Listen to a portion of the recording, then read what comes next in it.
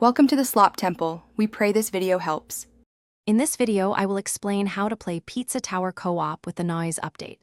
First, navigate to the main menu and select the co-op option to begin your two-player adventure. This exciting update brings the Noise as a fully playable character, joining Peppino for double the chaos.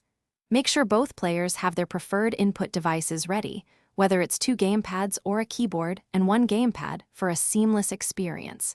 Get ready to dive into the action. Playing as the Noise offers a fresh perspective on Pizza Tower's fast-paced action. He boasts a fantastic double jump, allowing for incredible verticality and platforming prowess.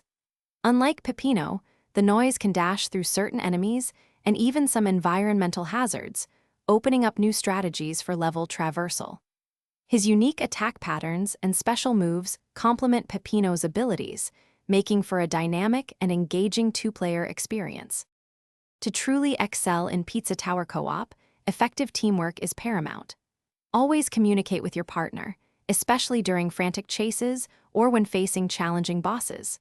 Combine Peppino's powerful charges and Noise's nimble dashes to solve puzzles and reach secret areas.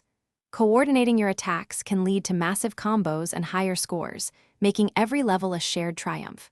Remember, 2 heads are better than 1 in the chaotic world of Pizza Tower. For those seeking to master Pizza Tower Co-op, practice advanced techniques like synchronized wall jumps and super jumps. Work together to discover every hidden secret and collectible, which often requires both characters' unique skills.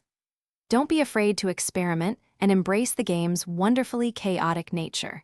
It's all part of the fun, whether you're aiming for high scores or just enjoying the ride. The two-player experience offers endless replayability and hilarious moments. Thanks for watching. Consider subscribing if we helped you.